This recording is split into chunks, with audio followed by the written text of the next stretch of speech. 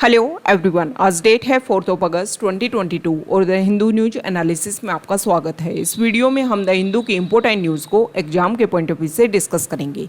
नीचे description box में telegram channel volcano IAS academy का लिंक दिया हुआ है।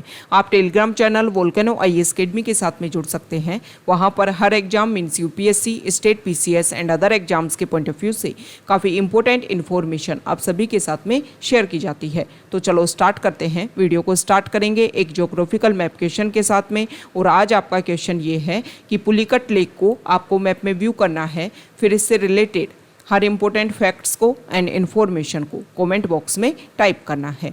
कल हमने आपसे क्वेश्चन पूछा था नर्मदा रिवर को लेकर के, तो नर्मदा रिवर को अगर हम मैप में व्यू करें, नर्मदा रिवर पेनिनसुलर इंडिया में सबसे लार्जेस्ट वेस्ट फ्लोइंग रिवर के रूप में फ्लो करती है। नर्मदा रिवर जो है वो अपने नर्दर्न पार्ट में लोकेटेड है नर्मदा रिवर के विंध्यन रेंज, सर्दर्न पार्ट में लोकेटेड है सतपुरा रेंज, और इन दोनों के बीच में जो रिफ्ट वैली है वहाँ से फ्लो करती हुई अरेबियन सी का पार्ट है गल्फ ऑफ खंबात, वहाँ पर अपने आप को मर्ज करती है। नर्मदा रिवर के ओरिजिन की अगर हम बात करें तो मध्य प्रदेश स्टेट में अमरकंटक के पास में मैकाल रेंज है, वहाँ से इसका ओरिजिन होता है। उसके बाद में ये आकर के यहाँ से फ्लो करती है और लास्ट में यहाँ पर गल्फ ऑफ खंबात में अपने आप को मर्ज करती है। नर्मदा रिवर जो है वो एस्चुरी का फॉर्मेशन करती है, डेल्टा का फॉर्मेशन नहीं करती है। आप सभी को पता है कि ये वाला जो रीजन है वो हार्ड रॉक रीजन है, तो यहाँ पर जब सिल्ट का फॉर्मेशन नहीं होगा तो लास्ट में जो रिवर है वो जब सी में जाकर के अपने आप को मर्ज करेगी, तो जब उसमें सिल्ट की अवेलेबिलिटी ही नहीं रहेगी तो वो डेल्टा का फॉर्मेशन नहीं कर पाएगी। एस्चुरी क्या होती है? एस्चुरी एक ऐसा ज्योग्राफिकल एरिया जहाँ पर एक फ्रेश वाटर जो है वो सी का जो सॉल्ट वाटर है उसके साथ में जाकर के मर्ज होता है। तो यहाँ पर नर्मदा रिवर का जो वाटर है वो सी के वाटर के साथ में जाकर के मर्ज हो रहा है। सी कोस्ट वाले रीजन में इस तरीके का जो ज्योग्राफिकल पार्ट है वो पाया जाता है। और यहाँ पर जो प्रोडक्शन के पॉइंट ऑफ व्यू से अगर हम डिस्कस करें तो एस्चुरी जो है वो काफ़ी हाई लेवल का यहाँ पर प्रोडक्शन देखने को मिलता है। इसके अलावा अगर हम देखें तो फिशिंग के प्रोडक्शन के पॉइंट ऑफ व्यू से भी जो एस्चुरी है वो काफ़ी इंपॉर्टेंट होते हैं। ओके, तो ये एस्चुरी का यहाँ पर फॉर्मेशन किया जाता है। जो भी इम्पोर्टेंट एस्चुरी हैं उनको लगभग अगर हम व्यू करें तो बर्ड सेंचुरी के रूप में उनको डिक्लेयर किया जाता है। ओके, यहाँ पर नर्मदा रिवर को अगर हम देखें तो चारों तरफ से एनक्लोज्ड है नर्मदा रिवर। नर्दर्न पार्ट में है विंध्यन रेंज, सर्दर्न पार्ट में है सतपुरा रेंज, यहाँ पर ईस्टर्न पार्ट में है मैकाल रेंज और यहाँ पर वेस्टर्न पार्ट में है अरेबियन सी। ये तो बात हो गई नर्मदा रिवर को लेकर के। अब इसकी इंपॉर्टेंट जो ट्रिब्यूटरीज हैं उनके बारे में हम डिस्कस कर लेते हैं। कोई भी रिवर जब फ्लो होती है तो उसकी कुछ राइट बैंक ट्रिब्यूटरीज होती हैं और कुछ लेफ्ट बैंक ट्रिब्यूटरीज होती हैं। राइट बैंक ट्रिब्यूटरीज के इंपॉर्टेंट नेम है नर्मदा रिवर के Barna river, Hiran river, Tendoni river and Kolar river. इसके अलावा अगर हम लेफ्ट बैंक ट्रिब्यूटरीज के नेम डिस्कस करें तो उनके नेम है Burhner river, Sher river, Shakkar river, Dudhi river, Tawa river. ये कुछ इंपॉर्टेंट नेम है। एक बार आपको पता होना चाहिए कि कौन सी रिवर फ्लो कर रही है, उसकी कौन कौन सी इंपॉर्टेंट ट्रिब्यूटरी है। यहाँ पर अगर हम देखें हमारे इंडिया के पेनिनसुलर इंडिया वाले पार्ट में तो मैक्सिमम हम यहाँ पर व्यू करें तो यहाँ पर गोदावरी रिवर है, कृष्णा रिवर है, फिर कावेरी रिवर है। ये ईस्ट फ्लोइंग रिवर है। ओरिजिन इनका यहाँ पर वेस्टर्न घाट से होता है, लेकिन यहाँ पर ये ईस्ट फ्लोइंग रिवर है। कुछ इंपॉर्टेंट रिवर जैसे नर्मदा रिवर और उसी के पैरेलल में फ्लो करती है तापी रिवर, ये दोनों है वो वेस्ट फ्लोइंग रिवर है। तो ऐसा बोलते हैं कि जो हिमालय का फॉर्मेशन हो रहा था तो यहाँ पर हमारे इंडिया के पेनिनसुलर वाले पार्ट में कुछ टिल्ट देखने को मिला, जिसकी वजह से यहाँ पर कुछ रिफ्ट का फॉर्मेशन हुआ और उन्हीं रिफ्ट से ये जो रिवर है वो वेस्ट फ्लो यहाँ पर करती है। ओके, तो ये नर्मदा रिवर से रिलेटेड कुछ बेसिक फैक्ट्स हैं जो हमारे एग्जाम के पॉइंट ऑफ व्यू से इंपॉर्टेंट है। द हिंदू को डिस्कस करने से पहले हम मेंटोरशिप प्रोग्राम के बारे में डिस्कस कर लेते हैं। वो एस्पायरेंट जो 2023 में यूपीएससी का एग्ज़ाम देने वाले हैं उन सभी के लिए मेंटोरशिप प्रोग्राम जो है काफ़ी ज़्यादा बेनिफिशियल है। इसमें हमारे जो मेंटोर हैं वो आपके सिलेबस के अकॉर्डिंग आपको डेली बेसिस पर टारगेट देंगे।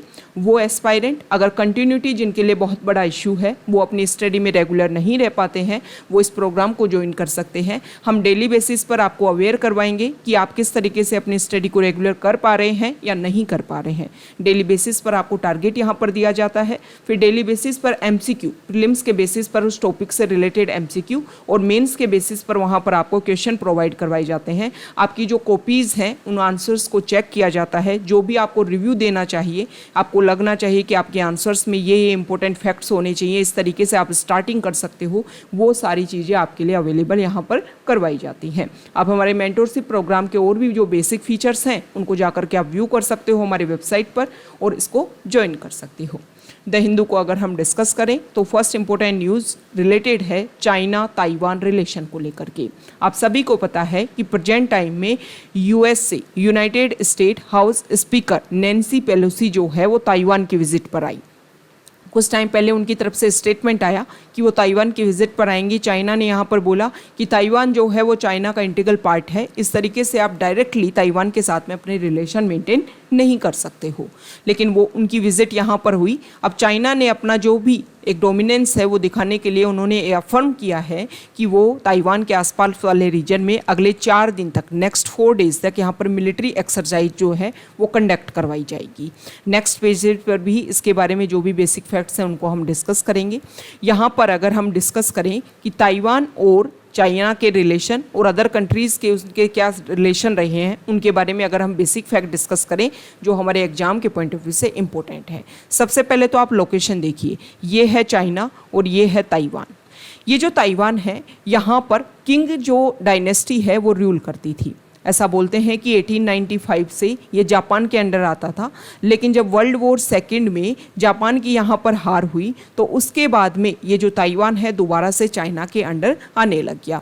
लेकिन फिर आपको पता है कि 1940s के टाइम में यहाँ पर सिविल वॉर स्टार्ट होता है और जब सिविल वॉर यहाँ पर स्टार्ट हुआ तो कम्युनिस्ट जो लीडर थे माओ जेडोंग, उन्होंने यहाँ पर जो मेनलैंड चाइना है उस यहाँ पर सिविल वॉर में अपनी जीत हासिल की और यहाँ पर अपनी गवर्नमेंट बना ली। यहाँ पर कम्युनिस्ट पार्टी जो है इसको एस्टेब्लिश कर दिया। तो यहाँ से मेनलैंड चाइना से चियांग कई शेख जो है वो यहाँ से निकल करके ताइवान में आ जाते हैं और ताइवान में आकर के वो अपने आप को एस्टेब्लिश करते हैं और ताइवान के प्रेसिडेंट रहते हैं वो 1975 तक। अब यहाँ पर इशू ये हुआ कि अभी प्रेजेंट टाइम में यहाँ पर इंडिपेंडेंसी की बात आ रही है। बहुत कम कंट्रीज़ हैं जो ताइवान को एक इंडिपेंडेंट कंट्री के रूप में मानते हैं। अगर हम बात करें यूएस की तो यूएस भी ताइवान को जो है वो चाइना का ही इंटीग्रेटेड पार्ट मानता है। 1970 से अगर हम बात करें तो जो यूएस है वो ताइवान को चाइना का ही पार्ट मानता है। हालांकि अगर हम बात करें तो कोई भी डायरेक्टली रिलेशन यूएस का ताइवान के साथ में नहीं है, लेकिन इनडायरेक्टली जो है इनफॉर्मल जो रिलेशन है वो यूएस ताइवान के साथ में मेंटेन करके रखता है। तो अब यहाँ पर जब यूएस के जो स्पीकर हैं वहाँ के, उनकी जब यहाँ पर विजिट हुई तो चाइना को ये लगा कि वो ताइवान को सपोर्ट करेंगे ताकि 2016 से जो यहाँ पर एक प्रोटेस्ट देखने को मिल रहा है कि हम इंडिपेंडेंट हैं, हम चाइना का पार्ट नहीं हैं, और अगर यूएस यहाँ पर विजिट करता है तो यूएस सपोर्ट करेगा और ताइवान का जो इंडिपेंडेंट एग्जिस्टेंस है वो सामने आ सकता है। इसी की वजह से चाइना ने डिसाइड किया है कि अब यहाँ पर हम लैंड एरिया में ये जो हमारा जो यहाँ पर जो सी एरिया है इसके अलावा एयर वाले एरिया में भी मिलिट्री एक्सरसाइज जो है वो हर एरिया में इस तरीके की कंडक्ट की जाएंगी ताकि ताइवान को ये दिखाया जाए कि चाइना जो है वो काफ़ी पावरफुल है और ताइवान को इंडिपेंडेंट के रूप में एस्टेब्लिश नहीं होने देगा। तो ये ताइवान से रिलेटेड बेसिक फैक्ट्स हैं जो हमारे एग्जाम के पॉइंट ऑफ व्यू से इंपॉर्टेंट है। आपको एक बेसिक हिस्ट्री जो है वो किसी भी कंट्री की पता होनी चाहिए कि किस तरीके से वो एग्जिस्टेंस में आया और किस तरीके से उसको दूसरे कंट्री जो हैं वो उसको सपोर्ट करते हैं। ओके, नेक्स्ट इंपॉर्टेंट आर्टिकल है, यहाँ पर देखो हमारे जो सुप्रीम कोर्ट है उसमें फ्री बाइज को लेकर के जो इशू चल रहा है उसको लेकर के डिस्कशन हुआ। कल भी हमने इसको लेकर के आर्टिकल डिस्कस किया था कि फ्री बाइज जो है वो प्रेजेंट टाइम में काफ़ी ज़्यादा इफेक्ट करता है, चाहे आप पॉलिटिक्स के बेसिस पर देख लो या फिर और अदर बेसिस पर आप इस तरीके की देख लो। कल के आर्टिकल में ये भी बताया गया था कि फ्री बाइज जो आप बात कर रहे हो कि पॉलिटिक्स स्पेसिफिक अगर हम देखें तो इलेक्शन के टाइम में जो लोगों को इन्फ्लुएंस करने की कोशिश की जाती है। तो राइटर ने कल के आर्टिकल में लिखा था कि ये तो बात हो गई कि जो हमारे इंडिया के जो पुअर पीपल हैं जिनको आप इन्फ्लुएंस करते हो इलेक्शन के टाइम में, लेकिन वो लोग जो रिच पीपल जिनको भी इन्फ्लुएंस किया जाता है उनको टैक्स में इविजन दिया जाता है, इसके अलावा और भी इंटरेस्ट रेट में उनको छूट दी जाती है, तो क्या वो फ्री वाइज नहीं है? तो एक तरीके से जो डेफिनेशन है फ्री वाइज की वो भी डिसाइड नहीं हुई है। ओके, कि फ्री वाइज में किन किन चीज़ों को इंक्लूड किया जाएगा और किन किन चीज़ों को यहाँ से एक्सक्लूड किया जाएगा। बार बार ये बोला जाता है कि क्या पॉलिटिक्स इलेक्शन के टाइम में ही जो इशू होते हैं उनको ही क्या इसमें इंक्लूड किया जाएगा, या हमारी गवर्नमेंट जो स्कीम चलाती है टाइम टू टाइम उनको भी इसमें इंक्लूड किया जाएगा। ओके, जो गवर्नमेंट की स्कीम की अगर हम बात करें तो गवर्नमेंट की स्कीम के लिए ये बात बोली गई कि देखो गवर्नमेंट जो है वो स्कीम चलाती है, जो हमारे डीपीएसपी हैं उनमें जो बेसिक प्रोविज़न रखे हैं या हमारी गवर्नमेंट के जो भी ऑब्जेक्टिव हैं उन सभी को कंप्लीट करने के लिए सोशल सिक्योरिटी के नाम पर या अदर बेसिस पर जो भी स्कीम्स हैं वो इम्प्लीमेंट करने की कोशिश की जाती है। तो यहाँ पर डिबेट हुई, गवर्नमेंट की तरफ से रिप्रेजेंटेशन दिया गया जो हमारे सॉलिसिटर जनरल है उनके द्वारा, और जो अपोजिशन है उनकी तरफ से कपिल सिब्बल ने यहाँ पर रिप्रेजेंट किया। तो यहाँ पर जो आर्टिकल है, इस आर्टिकल में देखो एक बात रखी गई है कि सुप्रीम कोर्ट ने ये बोला कि जो गवर्नमेंट है वो इसके ऊपर डिसीजन ले, एक ऐसी बॉडी जो है उसका कंपोजिशन सामने रखा जाए गवर्नमेंट के द्वारा कि वो जो बॉडी है वो डिसाइड करे कि फ्री वाइज क्या है और क्या फ्री वाइज नहीं है। यहाँ पर इलेक्शन कमीशन ऑफ इंडिया के इन्वॉल्वमेंट की भी बात रखी गई गवर्नमेंट के द्वारा कि जो सेंट्रल की तरफ से रिप्रेजेंटेशन था यहाँ पर सुप्रीम कोर्ट में, उन्होंने बोला कि इलेक्शन कमीशन ऑफ इंडिया से भी इसके ऊपर डिस्कशन होना चाहिए। तो अपोजिशन ने ये बात बोली कि देखो इलेक्शन कमीशन ऑफ इंडिया जो है वो इलेक्शन से रिलेटेड जो भी इशूज हैं उनको सोल्व करने की कोशिश करता है। तो अगर यहाँ पर इस इशू को अगर हम डिस्कस करें ना तो बेसिकली ये जो इशू है वो पॉलिटिक्स बेसिस पर, और उसके बाद में अगर हम बात करें तो इकोनॉमिक के बेसिस पर ये इशू है। तो इसको अभी जो है वो पार्लियामेंट में इसको लेकर के डिस्कशन होना चाहिए, पार्लियामेंट में डिबेट हो इसके ऊपर कि फ्री बाई जो है इस इशू को हम कैसे सोल्व कर सकते हैं। तो यहाँ पर सुप्रीम कोर्ट ने अपना जो भी स्टेटमेंट है वो इस तरीके से दिया कि क्या लगता है कि पार्लियामेंट में इसको लेकर के डिस्कशन हो सकता है। यहाँ पर जो हमारे CGI हैं उन्होंने तो ये बात बोली कि एक ऐसी बॉडी हो जो हमारे जो भी सोसाइटी के ऑर्डिनरी पीपल हैं उनके जो भी राइट्स हैं उनको सिक्योर किया जाए, उनके जो भी ऑब्जेक्टिव हैं उनको सिक्योर किया जाए, और ये जो फ्री बाई जो इशू है वो भी सॉल्व हो सके। और political parties, maximum political party जो है वो चाहती नहीं है कि इस इशू को सॉल्व किया जा सके, इसके ऊपर कुछ रूल्स एंड रेगुलेशन बने, क्योंकि हर पॉलिटिकल पार्टी जो है वो इलेक्शन के टाइम में इसी तरीके की एक्टिविटी में इन्वॉल्व होती है। ओके, नेक्स्ट इंपॉर्टेंट आर्टिकल है, देखो डाटा प्रोटेक्शन बिल 2019 में लाया गया। अब उसमें काफ़ी लंबे टाइम से डिस्कशन चल रहा था, कुछ जो कमिटीज़ हैं उन्होंने रिकमेंडेशन दी, तो ये लग रहा था कि हर पॉइंट के बेसिस पर हर प्रोविज़न में कुछ ना कुछ अमेंडमेंट की ज़रूरत है। तो इसी को लेकर के अब यूनियन गवर्नमेंट ने डिसाइड किया है कि जो भी डाटा प्रोटेक्शन बिल हमने इंट्रोड्यूस किया था उसको हम विड्रॉ करते हैं और दोबारा से री इनिशिएट करके रेगुलरली जो भी रिकमेंडेशन है उसके बेसिस पर नया डाटा प्रोटेक्शन बिल जो है वो जल्दी इंट्रोड्यूस किया जाएगा। नेक्स्ट इंपॉर्टेंट आर्टिकल है पेज नंबर 2 पर, और यहाँ पर जो आर्टिकल है वो दिल्ली गवर्नमेंट से रिलेटेड है। दिल्ली गवर्नमेंट ने मीटिंग की है। आप सभी को पता है दिल्ली में सबसे बड़ा इशू जो है वो वहाँ पर व्हीकल की जो डेंसिटी है वो काफ़ी ज़्यादा संख्या में बढ़ती जा रही है। इसके अलावा अगर हम बात करें तो पोल्यूशन लेवल वहाँ पर काफ़ी ज़्यादा इंक्रीज़ होता जा रहा है। तो यहाँ पर दिल्ली गवर्नमेंट ने डिसीजन लिया है कि हम क्या करेंगे। दिल्ली गवर्नमेंट ने डिसाइड किया है कि ऐप बेस्ड जो भी बस सर्विस है उसको हम एस्टेब्लिश करने की कोशिश करेंगे। ओके, और ऐप बेस्ड में ये डिसाइड किया जाएगा कि जो बस की जो कनेक्टिविटी है वो किस किस एरिया को कवर करेगी, ताकि लोग जो अपने प्राइवेट व्हीकल का जो है वो कम से कम यूज़ कर सकें। और इसकी वजह से जो रोड है वहाँ पर प्राइवेट व्हीकल की अवेलेबिलिटी जब कम होगी तो पोल्यूशन लेवल जो है वो इनडायरेक्टली काफ़ी कम हो जाएगा। Next important article page number 6 editorial page पर, और यहाँ पर जो फर्स्ट आर्टिकल है, अभी महाराष्ट्र के जो गवर्नर है मिस्टर कोश्यारी, उनका जो स्टेटमेंट आए उनको देख कर के लगता है कि गवर्नर ऐसी पोस्ट जो एक तरीके से अपने आप को इंडिपेंडेंट तरीके से या न्यूट्रल तरीके से वो रिप्रेजेंट करते हैं, स्पेसिफिक स्टेट की जो पॉलिटिक्स में उनमें तो उनका स्पेसिफिक इन्वॉल्वमेंट होना ही नहीं चाहिए। यहाँ पर मिस्टर कोश्यारी ने स्टेटमेंट दिया कि जो मुंबई है वो हमारी इकोनॉमी कैपिटल है, लेकिन अगर यहाँ से गुजराती, मारवाड़ी और राजस्थानी लोग यहाँ से निकल कर के चले जाएं तो यहाँ पर पैसा बचेगा ही नहीं, जिसकी वजह से जो मराठी लोग हैं उन्होंने इसका प्रोटेस्ट किया। इससे पहले भी मिस्टर कोश्यारी को लेकर के कुछ एलिगेशन है कि जब प्रेजेंट टाइम में जो यहाँ पर गवर्नमेंट है एकनाथ शिंदे और बीजेपी की अलायंस की जो गवर्नमेंट है, इससे पहले जो गवर्नमेंट थी महाविकास अघाड़ी जो एक तरीके से ग्रुप बना हुआ था, उस टाइम उन्होंने बहुत सारी रिकमेंडेशन दी थी, जैसे कि लेजिस्लेटिव काउंसिल में 12 लोगों को ज्वाइन करवाने के लिए उन्होंने बात रखी। दूसरी, उन्होंने यहाँ पर स्पीकर, वहाँ के लेजिस्लेटिव असेंबली में काफ़ी लंबे टाइम से स्पीकर की पोस्ट चल रही थी, तो वो चाह रहे थे कि उसके इलेक्शन का जो प्रोसीजर है वो जल्दी रिलीज़ किया जाए, लेकिन काफ़ी लंबे टाइम तक उसकी जो सीट है उसको वैकेंट रखा गया। तो इस आर्टिकल में बताया गया है कि गवर्नर की जो कॉन्स्टिट्यूशनल पोस्ट है, गवर्नर को यहाँ पर एक तरीके से सेंटर के रिप्रेजेंटेटिव के रूप में काम ना करके एक हेड ऑफ द स्टेट, मतलब किसी भी गवर्निंग स्टेट्स के जो हेड हैं उसके रूप में यहाँ पर काम करना चाहिए। वहाँ की पॉलिटिक्स में इन्वॉल्वमेंट ना हो करके एक इंडिपेंडेंट होकर के सभी जो पार्टीज़ हैं वो उनके लिए इक्वल हैं, और उनके जो स्टेटमेंट है वो उस स्टेट के ग्रोथ एंड डेवलपमेंट के अकॉर्डिंग होने चाहिए, ना कि क्रिटिसाइज करने के पॉइंट ऑफ व्यू से, वहाँ के उस स्टेट की पॉलिटिक्स को क्रिटिसाइज करने के पॉइंट ऑफ व्यू से उनके स्टेटमेंट होने चाहिए। नेक्स्ट इंपॉर्टेंट आर्टिकल जो है पेज नंबर 7 पर, और यहाँ पर इस आर्टिकल में जो यहाँ देखिए, अभी देखो यूएन की एक रिपोर्ट पब्लिश हुई थी, UN report world population prospectus 2022। इसमें फोरकास्ट किया गया था कि वर्ल्ड की जो पॉपुलेशन है वो 8 बिलियन हो जाएगी इस साल के लास्ट तक, और 2050 तक 9.8 बिलियन वर्ल्ड की पॉपुलेशन हो जाएगी। इसमें इंडिया के बारे में भी बात रखी कि 2023 तक आते आते इंडिया जो है वो चाइना को सरपास कर देगा पॉपुलेशन के लेवल पर, और फर्स्ट नंबर पर इंडिया आ जाएगा पॉपुलेशन लेवल पर पूरे वर्ल्ड में। ओके, तो चाइना की जो पॉपुलेशन पॉलिसी है, a long time critic of China's population policy and author of big country with an empty nest, Yi Fuxian believes that without its one child policy, China's population too would have naturally risen and peaked at 1.6 billion in 2040.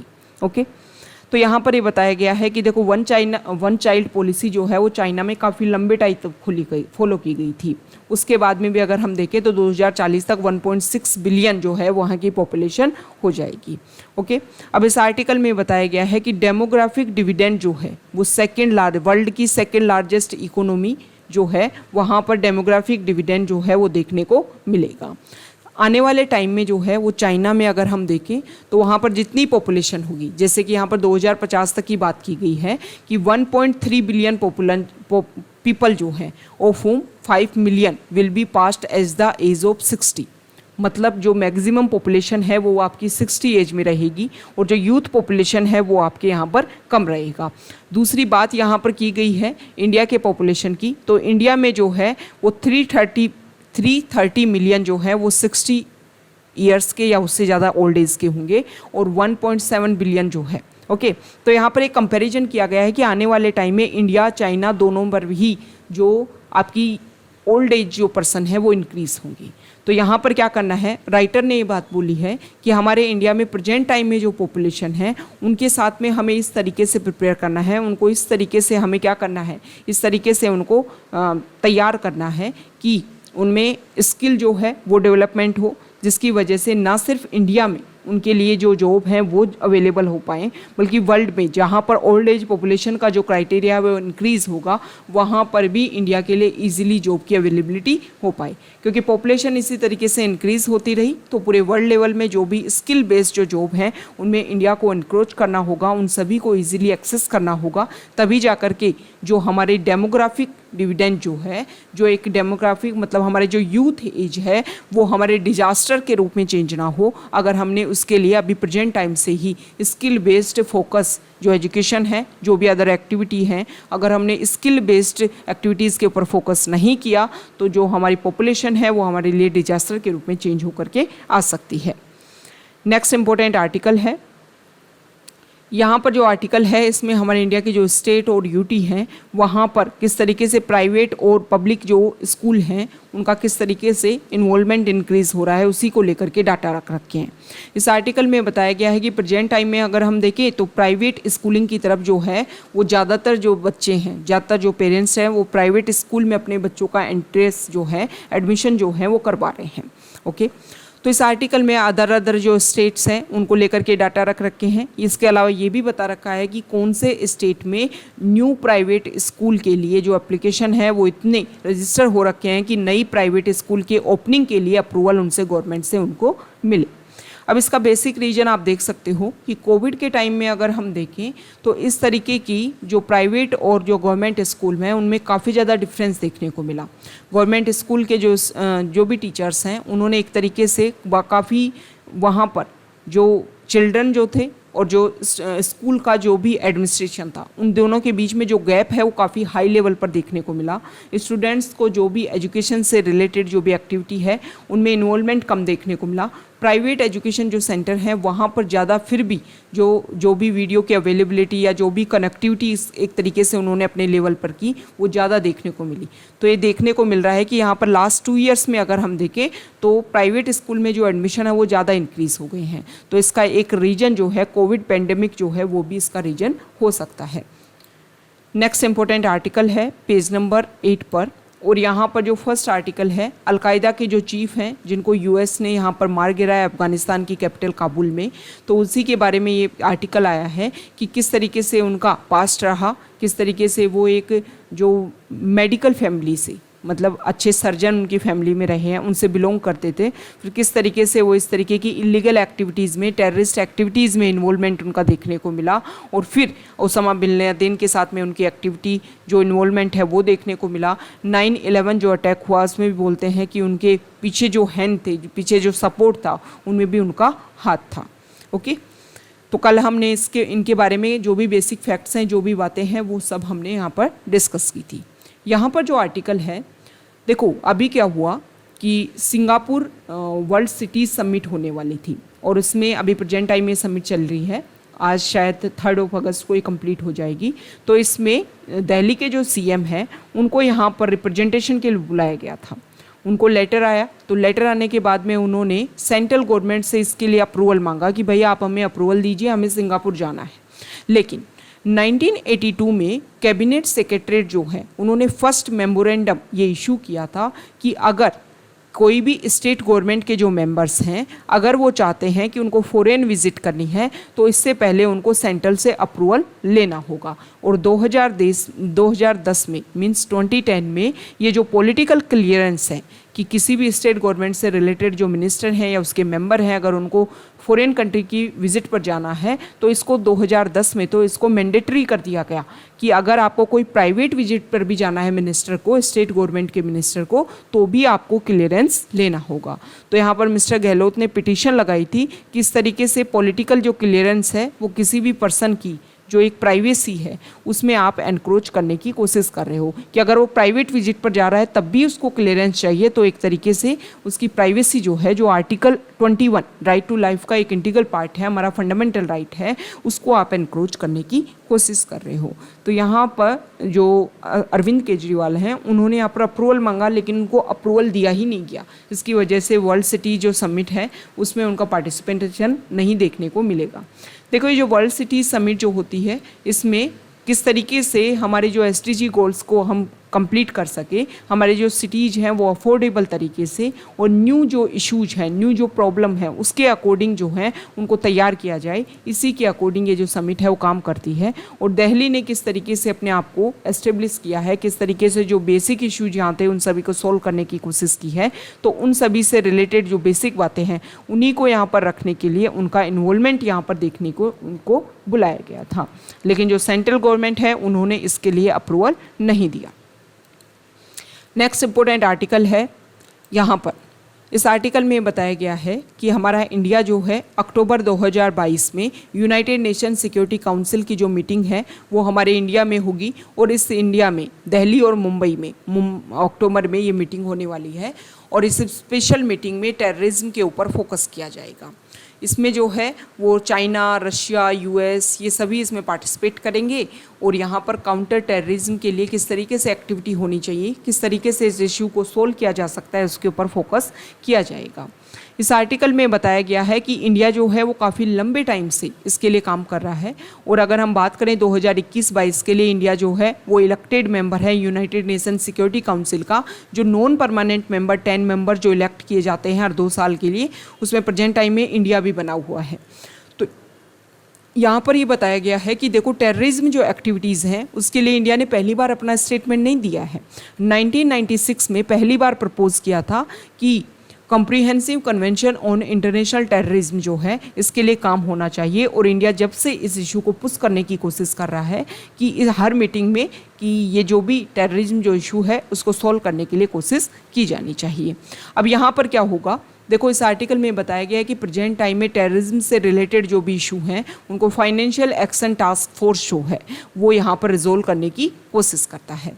लेकिन फिर भी present time में नई नई तरीके से threat जो हैं वो मिलने लग गई हैं, जिसमें फाइनेंसिंग, क्रिप्टो करेंसी के थ्रू फाइनेंसिंग किया जा रहा है। इसके अलावा टेरर अटैक्स के लिए ड्रोन जो है उसका काफ़ी ज़्यादा यूज़ किया जा रहा है। मतलब टेररिज्म को अगर आपको रेगुलेट करना है तो प्रेजेंट टाइम में जो भी न्यू थ्रेट्स हैं, न्यू इश्यूज हैं, उन सभी को आपको रेगुलेट करने की ज़रूरत होगी। तो यहाँ पर ये बताया गया है कि हो सकता है कि इस साल के लास्ट तक जो हमारे प्राइम मिनिस्टर हैं वो विजिट पर रहे यूएस की, क्योंकि यहाँ पर डेमोक्रेसी को लेकर के अभी यूएस के जो प्रेसिडेंट हैं उन्होंने मीटिंग की थी कि डेमोक्रेसी को किस तरीके से टाइम के साथ में हम रिवाइवल रख सकते हैं और टाइम के साथ में उसको और ज़्यादा स्ट्रॉन्ग हम कैसे बना सकते हैं। तो इसी को लेकर के दोबारा सा डिस्कशन हो सकता है इस साल के लास्ट तक, तो उसमें हमारे प्राइम मिनिस्टर जो हैं वो भी विजिट कर सकते हैं। तो यहाँ पर ड्रोन जो अटैक हैं उसको लेकर के, इसके अलावा अगर हम बात करें ड्रोन अटैक के अलावा और क्रिप्टो करेंसी के थ्रू जो फाइनेंसिंग करने की कोशिश की जा रही है टेररिज्म एक्टिविटीज़ को, उन सभी को लेकर के यहाँ पर डिस्कशन होगा। Internet and social media, terrorism financing, unmanned aerial system means drone system जो है, इन सभी को लेकर के यहाँ पर डिस्कशन हो सकता है। ओके, नेक्स्ट इंपॉर्टेंट आर्टिकल है यहाँ पर अफगानिस्तान से। आप सभी को पता है इंडिया ने पहले भी कोशिश की है कि वहाँ पर अदर कम्युनिटी, स्पेसिफिक यहाँ से कुछ हिंदूज़ को और कुछ सिख को वहाँ से इवैक्यूएट किया गया है अफगानिस्तान से। आप सभी को ये तो बात पता ही होगी कि सिटीजनशिप अमेंडमेंट एक्ट जो है उसमें यही तो चीज़ें डिसाइड की गई थी, जिसको लेकर के हमारे इंडिया में प्रोटेस्ट भी देखने को मिला था कि हमारे इंडिया के रीजनल कंट्रीज़ बांग्लादेश, पाकिस्तान और अफगानिस्तान, वहाँ पर जो माइनॉरिटी में जो कम्युनिटीज़ हैं, और इंडिया में हमारे नेशन लेवल पर 6 माइनॉरिटीज़ जो हैं रिलीजन बेसिस पर उनको एक तरीके से डिसाइड किया गया है कि ये कम्युनिटीज़ जो हैं वो माइनॉरिटी में हैं। तो उन कम्युनिटीज़ जो इंडिया में नेशनल लेवल पर रिकॉग्नाइज़ की गई हैं रिलीजियस माइनॉरिटीज़, उनके नेम जो है वो आपको कमेंट बॉक्स में लिखने हैं। तो यहाँ पर ये बताया गया है इस आर्टिकल में कि देखो उस जो सिख और हिंदू कम्युनिटी के जो लोग हैं उनको इंडिया लाया गया है। अफगानिस्तान में तो आप सभी को पता है कि जो सिचुएशन है वो काफ़ी क्रिटिकल स्टेज में बनी हुई है, क्योंकि तालिबान जो है वहाँ का रूल एंड रेगुलेशन चल रहा है। जिन पॉइंट के बेसिस पर तालिबान जो है उन्होंने सपोर्ट करने की बात की थी 2020 में दोहा में जो मीटिंग हुई थी यूएस के साथ में, जिन जिन पॉइंट्स के बीच में उन्होंने रखा था कि हम इस तरीके से हमारी रेगुलेट करेंगे अफगानिस्तान को, उन पॉइंट्स को उन्होंने वायलेट ही किया है। ओके, यहाँ पर अगर हम अफगानिस्तान में वहाँ की वीमेन, चिल्ड्रन, उनकी कंडीशन को अगर हम व्यू करें तो काफ़ी डिग्रेडेड स्टेज में जो उनकी कंडीशन है वो पहुँच चुकी है। मतलब जिन पॉइंट्स के ऊपर काम करना चाहिए था कि ये बोला गया कि अभी तालिबान की तरफ से कुछ टाइम पहले भी स्टेटमेंट था कि कोई भी जो कंट्री है वो हमें एक तरीके से डायरेक्शन देने की कोशिश ना करें, हमें पता है कि किस तरीके से हमें अफगानिस्तान को गवर्न करना है। तो 1996 से 2001 के बीच में जब अफगानिस्तान को गवर्न किया था तालिबान ने, तब काफ़ी डेरोगेटरी स्टेज में वहाँ के वीमेन और जो चिल्ड्रन हैं उनके स्टेज को उन्होंने कंडीशन को पहुँचा दिया था। एजुकेशन में उनका इन्वॉल्वमेंट जो है वो काफ़ी कम कर दिया था। जो भी वीमेन हैं उनका घर से बाहर निकलना या जो पब्लिक प्लेसेज हैं वहाँ पर उनका इन्वॉल्वमेंट वो काफ़ी कम रिस्ट्रिक्टेड फॉर्म में अलाउ किया गया था। तो इसी के बेसिस पर वहाँ पर जो माइनॉरिटीज़ में हैं उनको इंडिया जो है वो इवैक्यूएट कर रहा है।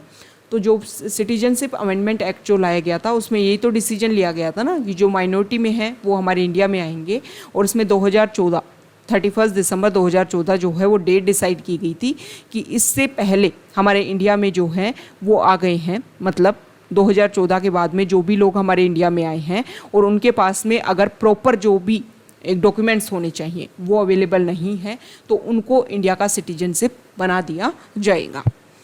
नेक्स्ट यहाँ पर जो आर्टिकल है CVC, सेंट्रल विजिलेंस कमिश्नर, इनका अपॉइंटमेंट किया गया है। हमारे जो प्रेजेंट टाइम में न्यू प्रेसिडेंट बनी है 15 नंबर के द्रौपदी मुर्मू, उन्होंने उनको यहाँ पर ओथ दिलवाई। ओके, सुरेश पटेल जो है न्यू CVC होंगे। इसके अलावा 2 कमिश्नर जो हैं उनको भी यहाँ पर चार्ज दिया गया है।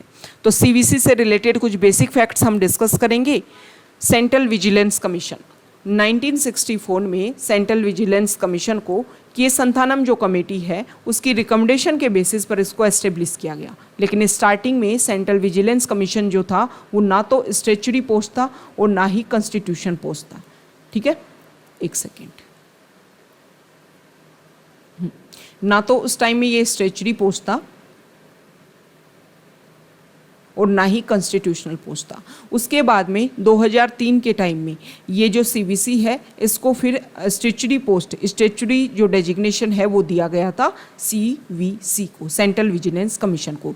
सेंट्रल विजिलेंस कमीशन जो है वो हमारी कंट्री का टॉप विजिलेंस इंस्टीट्यूशन है। मेनली इसको इसलिए क्रिएट किया गया था कि हमारी जो गवर्नमेंट है उसमें अगर करप्शन देखने को मिले, इसके अलावा सेंट्रल गवर्नमेंट को भी सर्विलेंस के फील्ड में गाइड करने के लिए ये जो सेंट्रल विजिलेंस जो है वो काम कर सके। सेंट्रल विजिलेंस कमीशन में एक सेंट्रल विजिलेंस कमिश्नर होता है और 2 कमिश्नर्स होते हैं। इनका जो टर्म होता है वो 4 साल या 65 साल इनकी एज कंप्लीट हो जाए, जो भी इसमें पहले कंप्लीट हो। अभी एक बार ये जो है सेंट्रल विजिलेंस कमीशन के अगर मेंबर रह गए तो उसके बाद में सेंट्रल लेवल पर और स्टेट लेवल पर किसी भी अथॉरिटी में इनका इन्वॉल्वमेंट जो है उसको अलाउ नहीं किया जाता है। ओके, मीन्स इनका रीअपॉइंटमेंट जो है वो ना तो इस पोस्ट के लिए है और ना ही किसी अदर पोस्ट के लिए है। ओके, नेक्स्ट इंपॉर्टेंट आर्टिकल है, और यहाँ पर जो आर्टिकल है देखो अभी महाराष्ट्र में जो इशू हुआ अब उसको डिस्कशन किया जा रहा है, तो इसमें एकनाथ शिंदे की तरफ से रिप्रेजेंटेशन देखने को मिला और दूसरी तरफ से देखने को मिला उद्धव ठाकरे की तरफ से। तो यहाँ पर देखो ये बात बोली गई है, जब एकनाथ शिंदे की तरफ से बात रखी गई तो उन्होंने बोला है कि यहाँ पर पार्टी के जो आइडियाज़ हैं अगर उनमें ही डिफ्रेंशिएट देखने को मिले, उसकी वजह से अगर कोई मेंबर निकल करके दूसरी पार्टी में जा रहा है तो उसके बेसिस पर आप उसको डिस्क्वालीफाई नहीं कर सकते हो। लेकिन उद्धव ठाकरे की तरफ से जो बात रखी गई उन्होंने बोला कि देखो अगर जो हमारी 10th शेड्यूल है उसमें वो एंटी डिफेक्शन लॉ के नाम से जानते हैं 10th शेड्यूल को, और उसमें किसी भी पार्टी का स्प्लिट देखने को मिला, उस पार्टी से स्प्लिट होकर के या तो मेंबर जो है अपनी इंडिपेंडेंट पार्टी बनाए या किसी के साथ में मर्ज हो, ये सभी जो पार्ट हैं उनको रेगुलेट किया जाता है एंटी डिफेक्शन लॉ के बेसिस पर। तो यहाँ पर ये जो इशू है इसको यहाँ पर सॉल्व करने की कोशिश की जाए एंटी डिफेक्शन लॉ के बेसिस पर ही। ओके, नेक्स्ट जो आर्टिकल है यहाँ देखिए, ये जो आर्टिकल है ना वो गति शक्ति यूनिवर्सिटी को लेकर के है। हमारे इंडिया में सेंट्रल यूनिवर्सिटीज़ अमेंडमेंट बिल 2022 जो है उसको पास कर दिया गया है, और इसके बाद में गति शक्ति विश्वविद्यालय जो है वो पहली सेंट्रल यूनिवर्सिटी बनेगी जब से जो हमारी नेशनल एजुकेशन पॉलिसी जो है उसको इम्प्लीमेंट करने की बात की गई है उसके बाद में। इसके अलावा अगर हम बात करें तो ये जो सेंट्रल यूनिवर्सिटी है changing the form of the national rail and transportation university which is currently a deemed to be institution in Vadodara. Vadodara में ये यूनिवर्सिटी है और डीम्ड यूनिवर्सिटी के रूप में थी, अब इसको सेंट्रल यूनिवर्सिटी में चेंज कर दिया गया है। इसमें स्कोप बढ़ाया गया है कि ना सिर्फ रेलवेज़ को यहाँ पर फोकस किया जाएगा, जो हमारा एंटायर ट्रांसपोर्ट सेक्टर है उसके ऊपर यहाँ पर फोकस किया जाएगा, ताकि आने वाले टाइम में ग्रोथ और मॉडर्नाइजेशन के अकॉर्डिंग जो है वो ट्रांसपोर्ट सेक्टर को सपोर्ट किया जा सके। नेक्स्ट इंपॉर्टेंट आर्टिकल है, यहाँ देखिए पेज नंबर 11 पर, और यहाँ पर जो फर्स्ट आर्टिकल है वो क्लाइमेट की जो प्लेजेस जो हमने डिस्कशन किया था अगर हम बात करें लास्ट ईयर COP26 की जो मीटिंग हुई उसमें हमारे प्राइम मिनिस्टर जब वहाँ की विजिट पर गए तो हमने टारगेट लिया कि 2070 तक मतलब 2070 तक हम नेट जीरो एमिशन का जो टारगेट है उसको अचीव करेंगे। तो उसको हम किस तरीके से रेगुलेट कर पाएंगे, इस टारगेट को हम ये मतलब एक लंबे लॉन्ग टर्म का जो टारगेट है इसको डिवाइड किया गया है कि 2030 तक इंडिया में क्या क्या किया जाएगा ताकि हम इस टारगेट को अचीव कर पाएँ। तो इसमें बताया गया है कि 2030 तक नॉन फॉसिल एनर्जी कैपेसिटी जो है वो 500 गीगावाट तक इंडिया इंक्रीज़ करेगा। इसके अलावा रिन्यूएबल एनर्जी जो है 50% जो हमारी एनर्जी हम यूज़ करते हैं उसकी रिक्वायरमेंट जो है वो रिन्यूएबल एनर्जी से 50% हम कंप्लीट करेंगे 2030 तक। इसके अलावा ये बताया गया है कि carbon intensity of its economy को रिड्यूस किया जाएगा 45% तक। इसके अलावा नेट जीरो जो टारगेट है उसको हम 2070 तक अचीव करेंगे। यहाँ पर कार्बन एमिशन की बात की गई है 1 billion ton from now till 2030, मतलब ये सारी चीज़ें जो हैं रिड्यूस की जाएंगी, एमिशन को कम किया जाएगा, और भी चीज़ें जो हैं रिन्यूएबल एनर्जी के ऊपर फोकस किया जाएगा। इन सारी टारगेट्स जो हैं वो यहाँ पर एस्टेब्लिश करने की बात की गई है। डाटा प्रोटेक्शन बिल जिसको हमने फ्रंट पेज पर डिस्कस किया था, उसके बारे में भी आर्टिकल आया है। उसमें ये बताया गया है कि देखो श्री कृष्णा जो कमेटी थी उन्होंने रिकमेंडेशन दी थी, उस रिकमेंडेशन के बेसिस पर डाटा प्रोटेक्शन बिल जो इंट्रोड्यूस किया गया था उसमें बहुत सारे चेंजेस करने थे, इसीलिए यहाँ पर रिन्यू करने की बात की गई है कि रिन्यू किया जाए, दोबारा से इंट्रोड्यूस किया जाए ताकि जो प्रॉब्लम है उसको सॉल्व किया जा सके। ओके, जो फॉरेन पेज है उस पर ये मेन आर्टिकल ये है कि ताइवान की विजिट पर यूएस के जो स्पीकर आए उसके बाद में यहाँ पर जब चाइना ने ये इंट्रोड्यूस किया कि हम मिलिट्री एक्सरसाइज यहाँ पर कंडक्ट करेंगे, तो दूसरी तरफ जो है वो इंडोनेशिया का जो सुमात्रा आइलैंड है वहाँ पर जो यूएस है उन्होंने भी इंडोनेशिया के साथ में मिलकर के मिलिट्री एक्सरसाइज जो है वो करना स्टार्ट कर दिया है, एक तरीके से चाइना को काउंटर करने के लिए कि ये जो एरिया है वो इंडिपेंडेंट है, इसमें आप अपनी डोमिनेंस क्रिएट करने के लिए किसी भी एरिया को अपने अंडर डिक्लेयर जो है नहीं कर सकते हो। ओके, तो इसी के बेसिस पर आने वाले टाइम में नेक्स्ट कुछ डेट्स के लिए यूएस और इंडोनेशिया के बीच में जॉइंट मिलिट्री ड्रिल्स जो हैं वो यहाँ पर देखने को मिलेंगी, जिसमें 5000 सोल्जर्स जो हैं वो उसमें पार्टिसिपेट करेंगे और 14 अगस्त तक जो ये मिलिट्री ड्रिल्स जो हैं वो यहाँ पर रेगुलर चलेंगी। ओके, और इसमें जो भी सोल्जर्स हैं वो US, Indonesia, Australia, Japan, Singapore, इन सभी के जो सोल्जर्स हैं वो इसमें पार्टिसिपेट करेंगे। ओके, तो ये आज का हमारा द हिंदू न्यूज़पेपर का डिस्कशन था। अगर आप यहाँ तक आए हैं, वीडियो आपको अच्छा लगा है तो प्लीज़ वीडियो को लाइक कीजिए, शेयर कीजिए और चैनल को सब्सक्राइब कीजिए। आप हमारे अदर इनिशिएटिव जैसे Q&A सीरीज और अभी प्रेजेंट टाइम में हमने आज़ादी सीरीज आपके लिए इनिशिएट की है, इन सभी को जाकर के आप व्यू कर सकते हो जो आपके एग्जाम के पॉइंट ऑफ व्यू से इम्पोर्टेंट है। Okay, thank you.